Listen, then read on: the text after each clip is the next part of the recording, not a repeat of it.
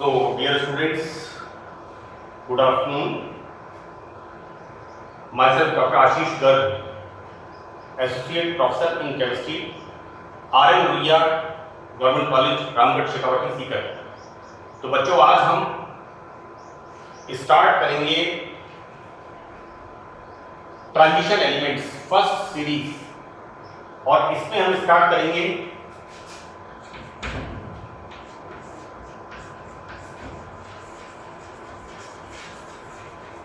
Explanation of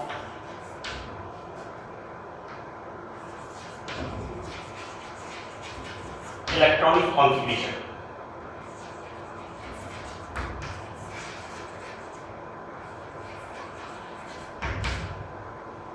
हमने जो भाग 1 में अध्ययन किया था definition and electronic configuration of first transition series, तो आज उसका हम एक्सप्लेनेशन किस तरह से हम उसको एक्सप्लेन करेंगे। एक बात मैं पहले पार्ट में बताना चाह रहा था, क्योंकि मैंने कई बुक्स को देखा है, उनमें जनरल इलेक्ट्रॉनिक कॉन्फ़िगरेशन,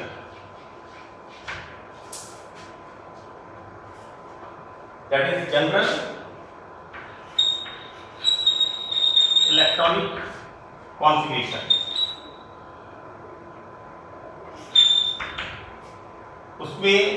उसको हम लिखते हैं n-1 D1 to 9 and ns2. Fine. This is 9, 1 to 9. It's not 1 to 10. कई बुक्स में मैंने देखा है इट्स नॉट करेक्ट, क्योंकि डेफिनेशन इसकी क्या है कि संक्रमण तत्व वे तत्व हैं जिनमें डी कक्षक पार्शियली फिल्ड होते हैं, आंशिक रूप से भरे हुए होते हैं, इसलिए D10 नहीं लिखा है। This is wrong. This is the correct way. This is the right way of general electronic configuration. Fine. We start today in this lesson, in this chapter. We start with explanation of lanthanide contraction. तो बच्चों, मैंने एक graphics बनाई है। इस graphics में हम देखते हैं कि फोर्थ पीरियड में, कल मैंने आउटलाइंस बनाई थी, फर्स्ट पार्ट में मैंने आउटलाइंस बनाई थी पीरियोडिक टेबल की, उसमें फोर्थ पीरियड में एस ब्लॉक का पहला तत्व, वहां पर ऑर्बिटल्स की पोजीशन क्या होती है, this is 4s, this one is 4p and this is 3d। अगर हम पोटेशियम एटॉमिक नंबर 19 पर 4s, 4p और 3d कक्षकों की एनर्जी लेवल देखें तो इस तरह से होता है। जैसे हम कैल्शियम पर एक एटॉमिक नंबर आगे बढ़ते हैं, एटॉमिक नंबर 20, हम क्या देखते हैं कि 3d कक्षक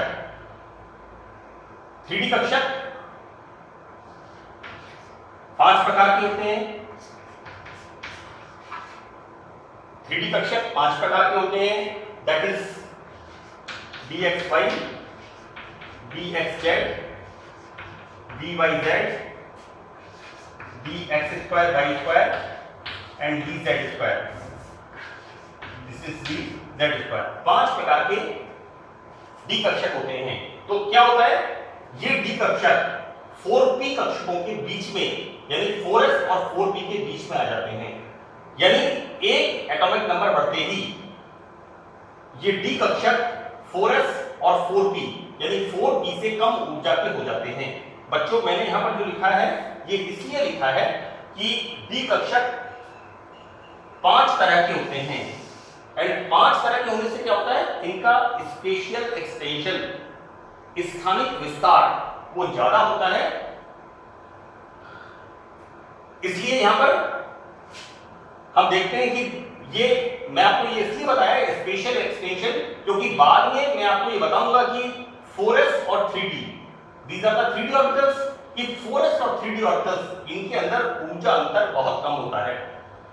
हम एटॉमिक नंबर 21, जैसे हम एटॉमिक नंबर 21 पे आते हैं तो क्या देखते हैं कि अब 3d कक्षक सबसे कम ऊर्जा के होते हैं। और हमने इलेक्ट्रॉनिक कॉन्फिगरेशन में क्या पढ़ा है, 3d1 4s2, 4s2 यहां कंप्लीट हो जाता है और उसके बाद 4p कक्षक। और इस तरह से हम आगे बढ़ते हैं और हम क्या देखते हैं, यहां पर क्रोमियम पर ऑलमोस्ट लाइक दिस, क्रोमियम पर इनके बीच में ऑलमोस्ट ये कक्षक, क्योंकि ये 5 तरह के कक्षक होते हैं, तो s कक्षक और 5 तरह के d कक्षक आपस में ऑलमोस्ट मिक्स हो जाते हैं, इनका एनर्जी डिफरेंस बहुत कम होता है। तो this is the what we can say energy profile diagram to explain electronic configuration कि what is the position of the orbitals when हम जब पोटेशियम पर आते हैं, एटॉमिक नंबर 19 कैल्शियम, यहां पर ऑर्बिटल्स की ये पोजीशन होती है, यानी 3d कक्षक कम ऊर्जा का हो गया 4p से। एटॉमिक नंबर 21 यहां से संक्रमण तत्व शुरू होते हैं और 3d कक्षक 4s कक्षक से कम ऊर्जा का हो जाता है। तो this is the right way to explain कि किस तरह से कक्षकों की ऊर्जा एक एक परमाणु क्रमांक बढ़ने पर किस प्रकार से परिवर्तन होती है। कल मैंने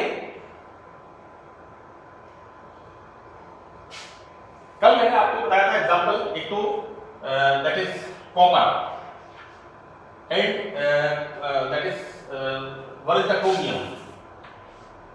क्रोमियम एंड कॉपर, क्योंकि क्वेश्चन इसका कई बार पूछते हैं कि क्रोमियम का इलेक्ट्रॉनिक विन्यास 3d4 4s2 होना चाहिए। ये क्वेश्चन बहुत जरूरी है, ये 12th स्टैंडर्ड में भी आपने पढ़ा होगा कि क्रोमियम का इलेक्ट्रॉनिक विन्यास 3d4 4s2 होना चाहिए, लेकिन इसका करेक्ट इलेक्ट्रॉनिक कॉन्फिगरेशन क्या होता है, correct electronic that is 3d5 4s1।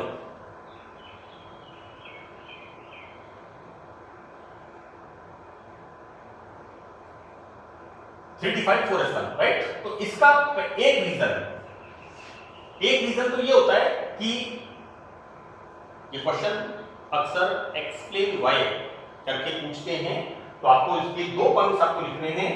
एक तो ये डायग्राम बनाना है और इसमें आपको ये बताना है कि क्रोमियम एंड कॉपर में होता क्या है कि 4s एंड 3d इन कक्षकों का ऊर्जा अंतर बहुत कम होता है। बच्चों, ये जो d कक्षक होते हैं ये 5 तरह के होते हैं और इनका स्पेशियल एक्सटेंशन, स्पेशियल पहले स्थानिक विस्तार बहुत ज्यादा होता है, यानी ऑलमोस्ट इसके साथ कोलाइड होते हैं, राइट। सो दैट यहां पर इनका स्थानिक विस्तार ज्यादा होता है और यहां पर इसको हम कहते हैं ऊर्जा अंतर कम होता है, और इस प्रकार यहां पर इसके इलेक्ट्रॉन इसमें आ जाते हैं, तो यहां पर इतनी ऊर्जा माध्यम से आसानी से मिल जाती है, तो ये इलेक्ट्रॉन का इसके अंदर आना जाना होता है। दूसरा जो इंपॉर्टेंट पॉइंट है, तो सबसे इंपॉर्टेंट पॉइंट है वो क्या होता है कि यहां पर half filled orbitals, stability of half filled orbitals, and in the case of copper the electronic vinyas is 3d9 4s2, so this is wrong electronic configuration, while here the correct electronic configuration is 3d10 and 4s1, so this is the correct electronic configuration। तो इसके 2 reason हैं। पहला reason तो ये है कि 3d और 4s कक्षकों 3d और 4s कक्षकों में ऊर्जा अंतर बहुत कम होता है, जिस कारण से इलेक्ट्रॉन 4s का इलेक्ट्रॉन 3d में आ जाता है और इतनी ऊर्जा माध्यम से आसानी से मिल जाती है। और दूसरा रीजन इसका होता है stability of empty half filled and full filled orbitals. तो हम देखते हैं यहां पर किस तरह से half filled orbitals here in the copper case, in the case of copper what we see full field orbitals and half field orbitals। So this is the explanation of the why the electron configuration of होना ये चाहिए लेकिन होता ये है, copper के case में ये होना चाहिए लेकिन ये होता है। तो हमें ये दोनों बिंदु जो मैंने आपको बताए हैं इनको ये चित्र बना के लिखना है। तो this is the answer of this question, क्योंकि this is the part of electronic configuration. Further हम देखते क्या हैं कि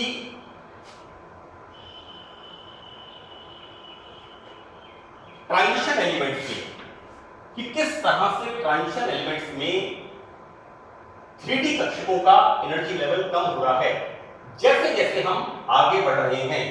यानी पोटेशियम पर 3D कक्षक सबसे ज्यादा ऊर्जा के होते हैं, लेकिन जैसे ही हम 19, 20, atomic number 21 first transition series of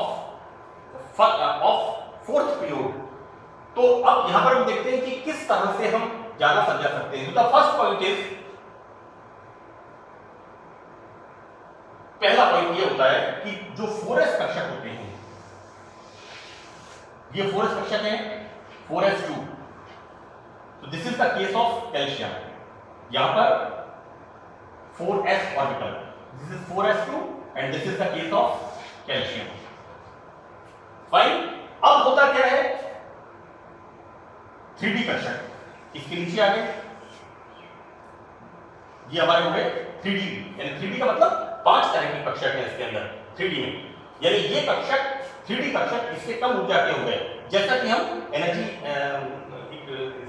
इस पे डायग्राम में देख रहे हैं कि इस आरेख it's not a diagram, it's a profile diagram, it's represents how to कि SC के अंदर 3D कक्षक कम ऊर्जा के हो जाते हैं।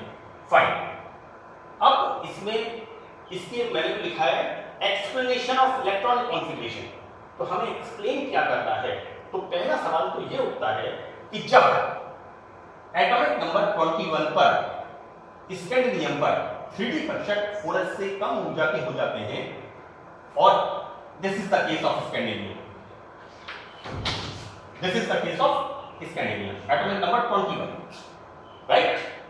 तो ये दोनों इलेक्ट्रॉन कम ऊर्जा के इन कक्षकों में क्यों नहीं चले जाते हैं, एक बात को हमें, इस चीज को हमें एक्सप्लेन करना है, राइट। तो बच्चों मैं आपको एक चीज बता दूं, ये इलेक्ट्रॉन इसमें नहीं चले जाते। हमें इसको कैसे बताना है कि भाई 3D के इलेक्ट्रॉन्स 4s को रिपल्स करते हैं और 4s के इलेक्ट्रॉन्स इनको प्रतिकर्षित करते हैं, राइट। जैसे जैसे हम इलेक्ट्रॉन आगे बढ़ेंगे 2, 3, 4, 5, 6, यानी Sc, Ti, V, Cr, Mn, Fe, Co, Ni, यानी जैसे जैसे हम आगे बढ़ेंगे, जैसे जैसे D कक्षकों में इलेक्ट्रॉन भरते जाएंगे, तो यहां पर क्या होगा, इंटर इलेक्ट्रॉनिक रिपल्शन, S और D कक्षकों के बीच में प्रतिकर्षण होगा, right.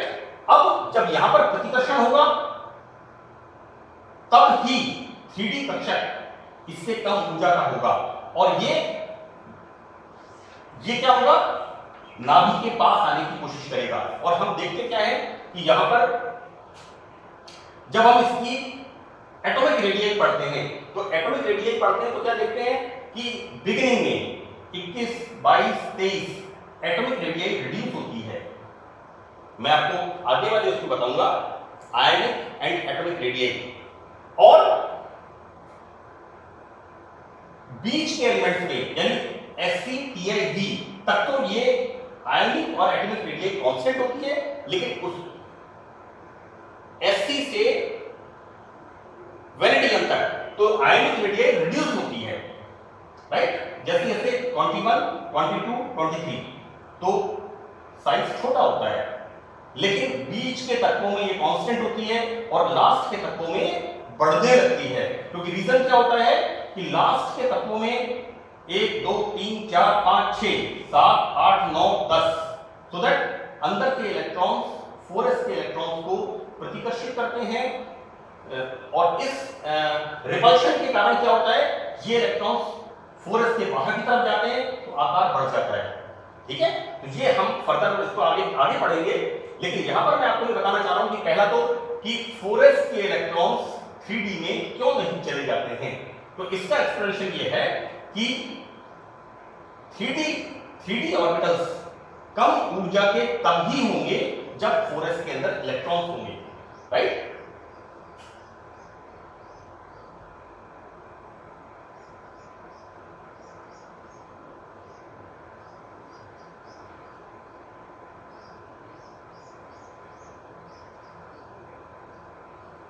So the first point का एसेंस क्या है कि जो हम मैंने लिखा है कि कम ऊर्जा के क्यों नहीं चले जाते हैं, उसके पीछे मेन चीज ये होती है कि इनका इंटर इलेक्ट्रॉनिक रिपल्शन, यानी 4s में इलेक्ट्रॉन्स होंगे तभी 3d इलेक्ट्रॉन्स कम ऊर्जा के होंगे। तो this is the first explanation part. Now the second part,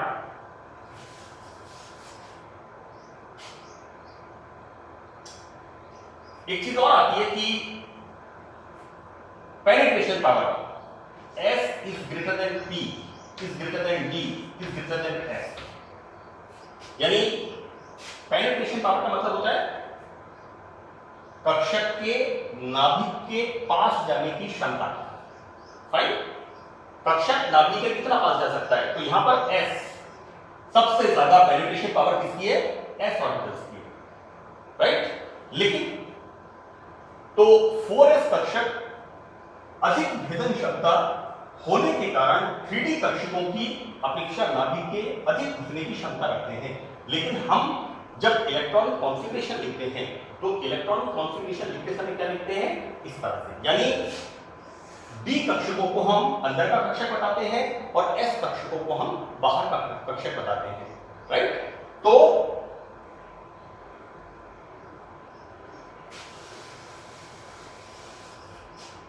this is the sequence of penetration power.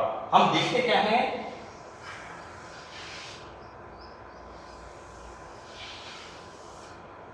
Four S and 3D, 4s and 3D, और and this is the nucleus, right. जैसे जैसे this is 1 and 2,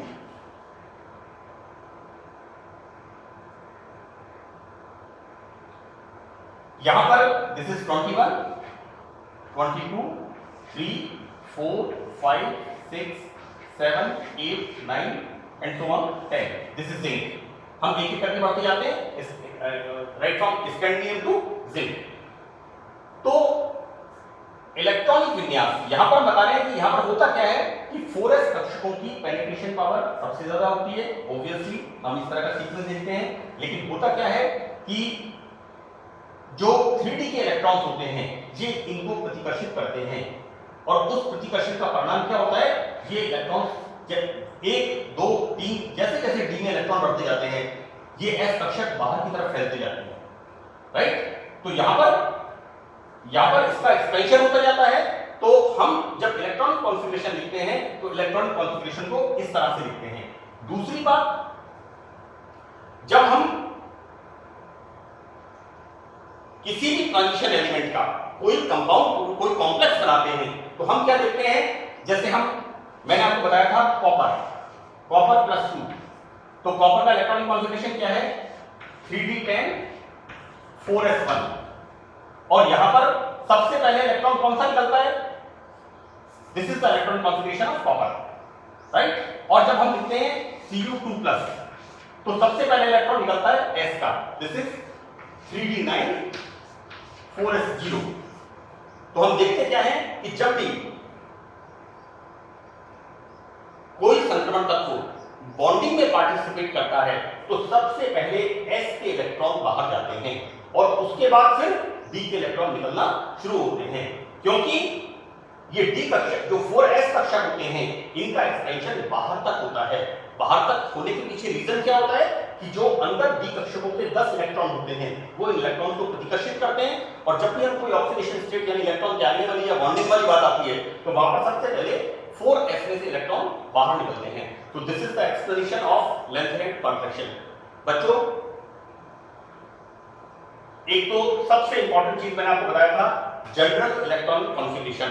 तो general electronic configuration लिखते समय जैसा मैंने लिखा था n-1d129, यू नेवर राइट 10, क्योंकि डेफिनेशन में क्या लिखा हुआ है कि किसी तत्व की सामान्य अवस्था में या उस तत्व की किसी तत्व की एलिमेंटल किसी तत्व की सामान्य अवस्था में या उस तत्व की सामान्य ऑक्सीकरण अवस्था के अंदर डी कक्षक पार्शियल फिट होते हैं, तो उन्हें हम ट्रांजिशन एलिमेंट्स कहते हैं। And this all about the length and contraction. And बच्चों, यू मस्ट ड्रॉ दिस, इससे हमें एक्सप्लेनेशन को समझाने में बहुत क्लैरिटी होगी आप इसको आप जरूर जब भी आप इलेक्ट्रॉनिक कॉन्फ़िगरेशन का कॉन्फ़िगरेशन लिखें तो उसको आप समझाएं। इलेक्ट्रॉनिक कॉन्फ़िगरेशन कल जब मैंने लिखा था तो उसमें सीधा सीधा मैंने लिख दिया था फर्स्ट पार्ट के अंदर। कल से मतलब है जो पार्ट फर्स्ट लिखा था मैंने ट्रांजिशन एलिमेंट्स का पार्ट फर्स्ट, तो उसमें फर्स्ट ट्रांजिशन सीरीज 21 to 30 उनके एटॉमिक नंबर, उनके एलिमेंट्स, उनके name and then electronic configuration, ठीक है। उसके साथ आपको इस एक्सप्लेनेशन को भी बताना जरूरी है। कुछ थोड़ा बहुत मैंने आपको बोल के एक्सप्लेन किया है, लिखा नहीं है, वो आप सुन करके मैं समझता हूं आप इसको नोट डाउन कर लेंगे, थोड़ा बुक कंसल्ट कर लेंगे। तो that's all about the electronic configuration of length and elements. Thank you.